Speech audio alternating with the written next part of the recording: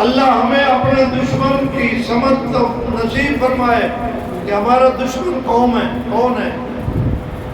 دنیا میں یہود، ہنود، نصارہ، یہ تین قومیں ہماری دشمن ہیں۔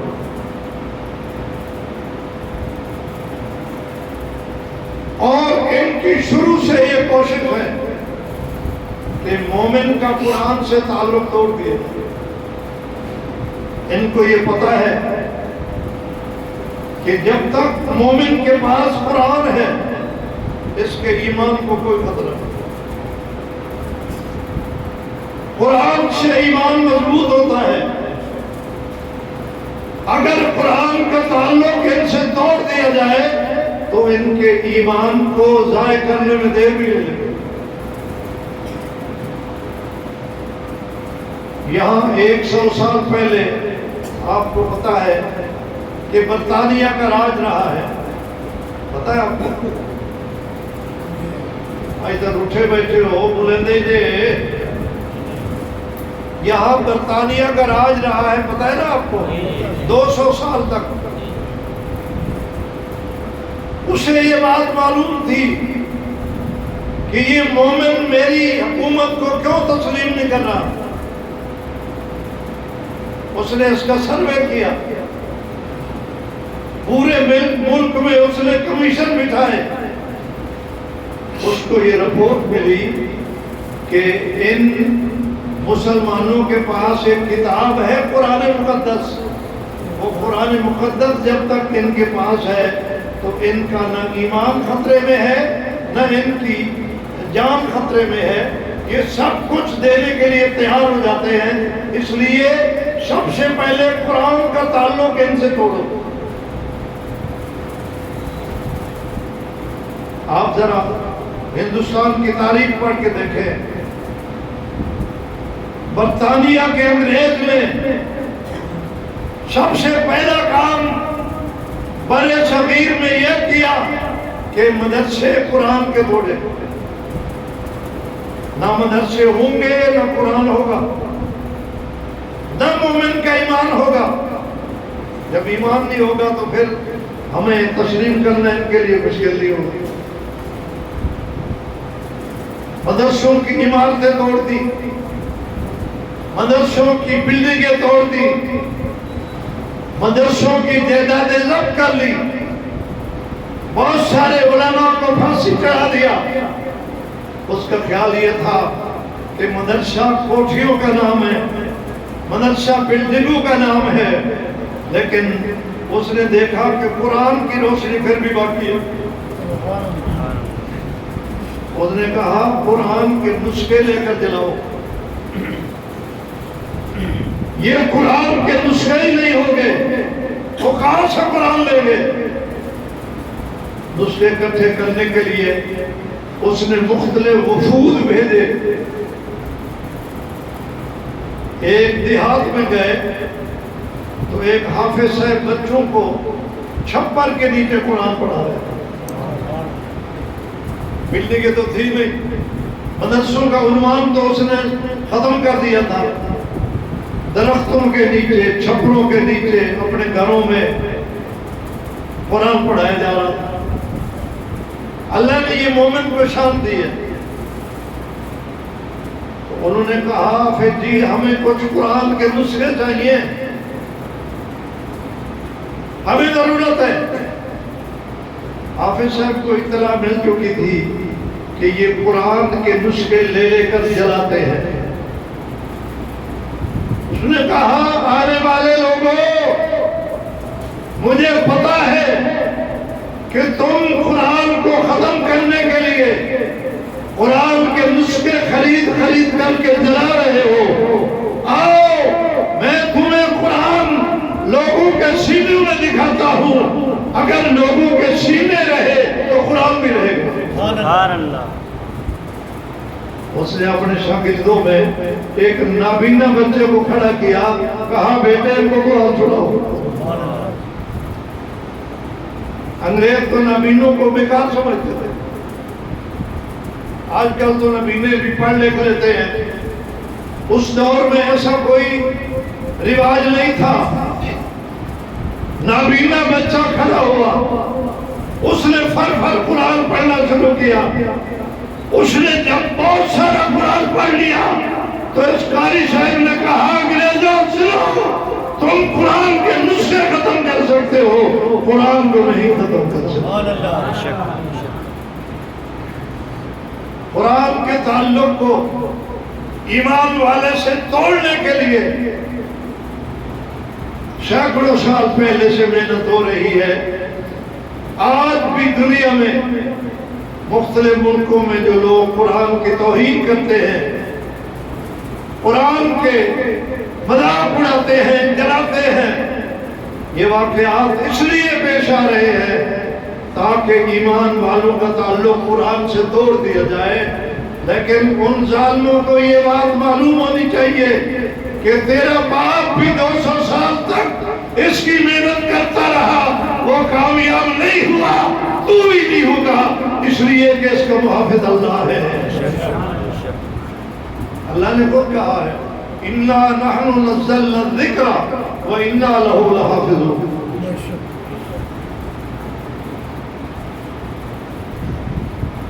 برطانیہ کے دور میں کتنے بجے 20-25 منٹ تک سامنے گاڑی میں ٹائم لکھا ہوتا ہے۔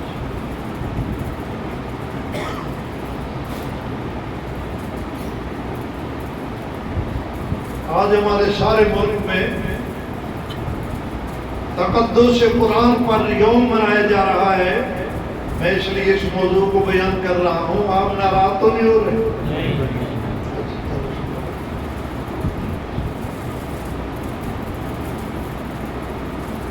برطانیہ کے دور میں مختلف طرف سے لوگ کوشش کر رہے تھے کہ ایمان والوں کے تعلق کو قرآن سے توڑا جائے، شکوک شبہات ڈالے جائیں کہ یہ قرآن سچی کتاب نہیں ہے۔ تو انہوں نے کئی ہزار پادری منگوائے یورپ سے، انہوں نے یہاں پوری حکومت ان کی تھی، انہوں نے یہاں پہ تحریکیں چلائی۔ دہلی کے چوک پہ ایک پادری کھڑا ہو کے اعلان کرنے لگ گیا کہ مسلمانوں، یہ میرے ہاتھ میں تورات ہے، یہ سچی ہے، تمہارا قرآن سچا نہیں۔ اس نے کہا دلیل یہ ہے کہ میں آگ جلاتا ہوں، میں آگ میں اپنی کتاب ڈالتا ہوں، تم اپنا قرآن ڈالو، جو جل جائے وہ جھوٹا، جو بچ جائے وہ سچا۔ مسلمان پریشان ہو گئے، یہ تو بڑا امتحان آ گیا، آگ میں دونوں کو ڈالے، اگر دونوں ہی جل جائے پھر جب کوئی دینی مشکل پیش آتی ہے نا تو لوگ علماء کا دروازہ کرتے ہیں۔ آج علماء سے لوگوں کو توڑنے کے لیے مختلف چینلوں پر جوبے پہن کر بے ایمان لوگ بیٹھے ہیں کہ علماء کی بات نہ سنو، علماء کے قریب نہ جاؤ، تم قرآن خود سمجھو، حدیث خود سمجھو، در حقیقت وہ ہمارے ایمان کے دشمن۔ اس لیے کہ بیمار کو نسخہ کہاں سے ملے گا؟ بولو تو صحیح، حکیم سے۔ اگر کوئی بیمار کسی کپڑے کی دکان والے کے پاس جائے کہ میرا علاج کرو، کرے گا؟ بولتے نہیں۔ اگر وکیل کے پاس چلا جائے کہ آپ نے بڑا کورس کیا ہے، آپ میرا علاج کرو، کرے گا؟ تو جس نے قرآن پاک پر 16 سال لگائے ہیں سمجھنے پر، اگر کوئی قرآن کا مسئلہ پیش آئے گا تو وہ حل کرے گا، اس کو انجینئر تو نہیں کرے گا، وکیل نہیں کرے گا، ڈاکٹر نہیں کرے گا، تاجر نہیں کرے گا، ذمہ دار نہیں کرے گا۔ قرآن کا مسئلہ کون حل کرے گا؟ قرآن والا۔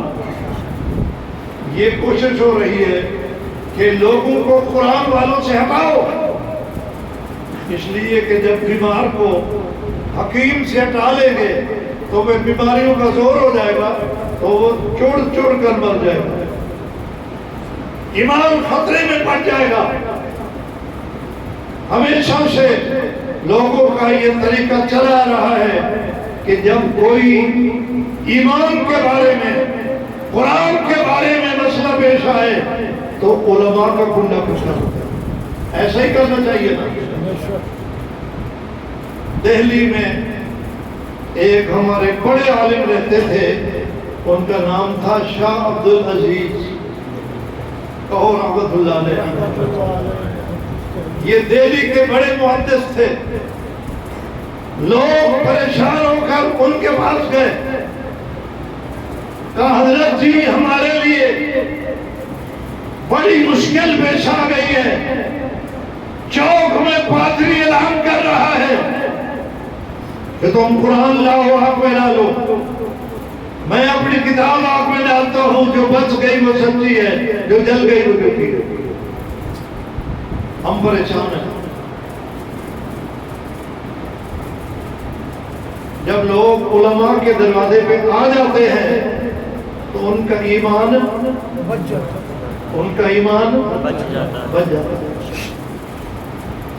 اور اللہ نے ہمیں برے صغیر میں، صرف پاکستان میں نہیں، برے صغیر میں علماء کی ایسی جماعت دی ہے، اللہ کا کرم ہے کہ وہ ہر قربانی دے کر ہمارا ایمان بچاتے ہیں۔ ہماری سب سے بڑی دولت ایمان ہے، وہ ہمارے ایمان کو بچاتے ہیں۔ ضمناً بات آ رہی ہے، اگر اجازت دو تو میں 2-4 منٹ زیادہ بھی لے لوں گا۔ ہمارے ایک عالم تھے مولانا غلام غوث ہزاروی، جو پرانے لوگ ہیں، آپ کے قاری صاحب نے ان کی زیارت کی ہوگی، ہزارے کے تھے، ختم نبوت کے مجاہد تھے۔ اللہ نے ان کو بڑی طاقت عطا کی تھی۔ ایک دفعہ گھر میں تھے اور ان کا بیٹا بیمار تھا، اکلوتا بیٹا، ایک ہی بیٹا تھا ان کا،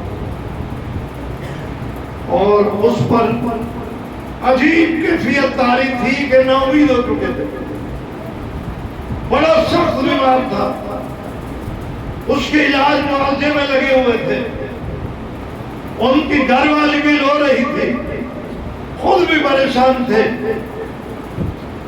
باہر سے کسی آدمی نے کنڈا کھٹا دیا،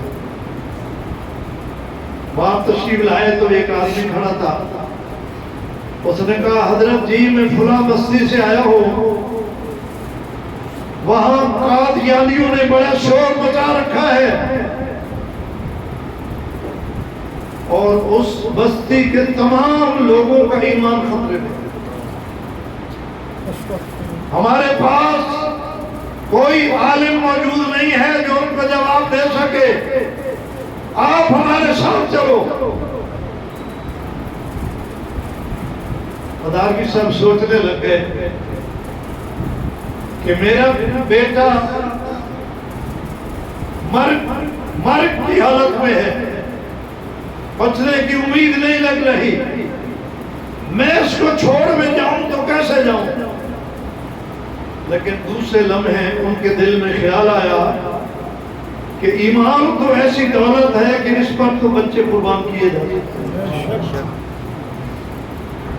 گھر آئے، بیوی کو کہا بیگم فلاں بستی میں لوگوں کا ایمان خطرے میں ہے، غلام غوث ان کا ایمان بچانے کے لیے جا رہا ہے، بیٹے کا خیال رکھا۔ اس نے کہا حضرت جی کیا کر رہے ہو، اس حالت میں بیٹے کو چھوڑ رہے ہو؟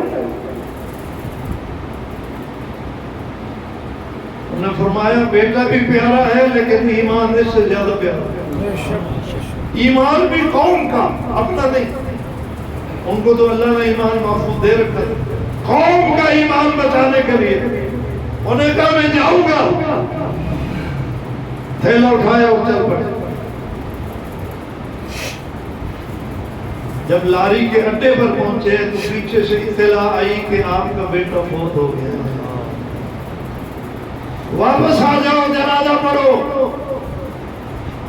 آنے والے قاصد کو مولانا ہزاروی نے پیغام دیا کہ جاؤ میری بیگم کو کہہ دو میرے بیٹے کا جنازہ پڑھا کے دفن کر دو، میں قوم کا ایمان بچانے کے لیے جا رہا ہوں، میں قیامت میں بیٹے سے ملاقات کروں گا۔ اللہ کی قسم یہ بات کہنی آسان ہے، اس پر عمل کرنا بڑا مشکل ہے۔ ہم خوش قسمت ہیں، اس لیے یہاں جیسے حالات بھی آئے ہیں، بڑی بے ایمانی کی تحریکیں چلی ہیں، آج تک ہمارا ایمان محفوظ ہے، اس لیے کہ ہمارے سر پر پاکستان میں علماء بیٹھے ہیں۔ اللہ نے ہمیں عوام بھی بڑی شاندار دی،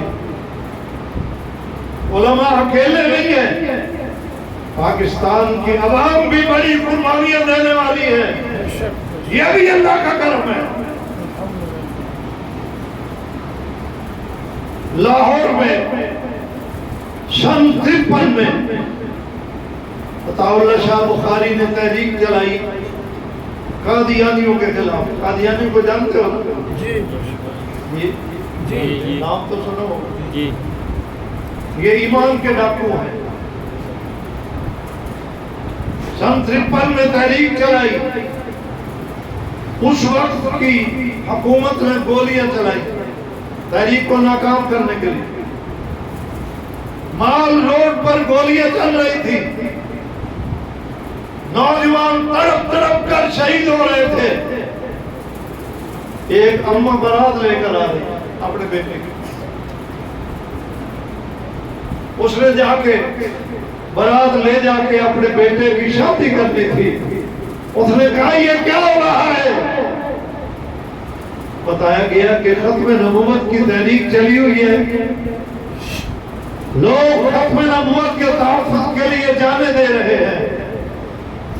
اسے اپنے بیٹے کو بلایا، اس نے کہا بیٹا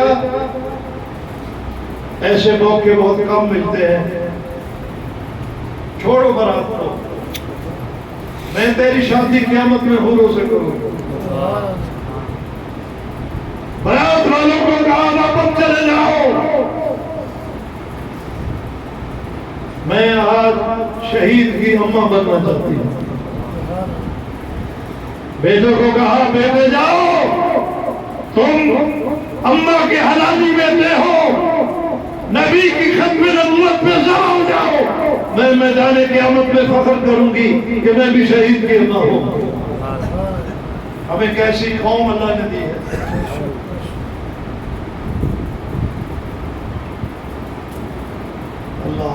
شاہ عبد العزیز محدث دہلوی چل پڑے، چوک میں آئے، یاد ہے نا؟ جی جی، وہ پادری اعلان کر رہا تھا، شاہ صاحب آئے، فرمایا پادری صاحب بتاؤ تمہارا دعویٰ کیا ہے؟ اس نے کہا قرآن جھوٹی کتاب ہے، میری کتاب تورات سچی ہے، اور اس کا فیصلہ اس سے ہوگا کہ آگ جلاتے ہیں، تم بھی قرآن آگ میں ڈالو، میں بھی اپنی کتاب آگ میں ڈالتا ہوں، جس کی کتاب بچ گئی وہ سچا، جس کی کتاب جل گئی وہ جھوٹا۔ شاہ صاحب نے فرمایا ظالم، تو اس کو اللہ کی کتاب بھی مانتا ہے اور پھر اپنے ہاتھ سے آگ میں بھی ڈالتا ہے۔ میں اللہ کے قرآن کو اللہ کی سچی کتاب مانتا ہوں، میں اپنے ہاتھ سے اسے آگ میں ڈالنے کے لیے تیار نہیں ہوں۔ اس نے کہا پھر فیصلہ کیسا ہوگا؟ جب آپ نہیں ڈالیں گے میں بھی نہیں ڈالوں گا تو فیصلہ کیسے ہوگا کہ کون سی سچی ہے کون سی جھوٹی ہے؟ فرمایا اس کا طریقہ میں بتاتا ہوں۔ سبحان اللہ کہو۔ سبحان اللہ۔ انہیں کہا اس کا کیا طریقہ ہے؟ فرمایا میں بھی آگ میں چھلانگ لگاتا ہوں تو بھی لگاتا ہوں۔ جس کی جان بچ گئی اس کی کتاب سچی، جس کی جان چل گئی اس کی کتاب جھوٹی۔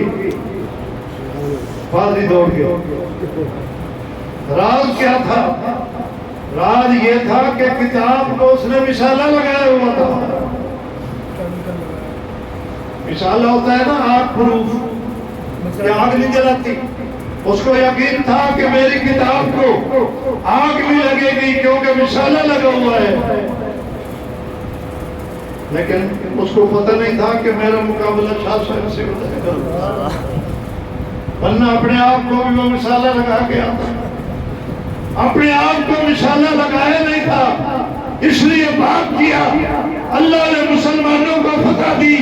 لوگوں نے کہا شاہ صاحب آپ نے عجیب دعویٰ کر دیا، اگر وہ کہتا کہ آؤ چھلانگ لگاؤ پھر کیا ہوتا؟ فرمایا مجھے اللہ کی رحمت پہ یقین تھا، اگر آگ میں عبدالعزیز چلا جاتا تو قرآن کی برکت سے بچ جاتا۔ سبحان اللہ۔ قرآن اور ایمان کا آپس میں جوڑ ہے۔ انشاءاللہ آج ہم عزم کرتے ہیں اور اعلان کرتے ہیں کہ ہم اپنے ایمان کا بھی تحفظ کریں گے، قرآن کا بھی تحفظ کریں گے۔ آخر دعوانا الحمدللہ۔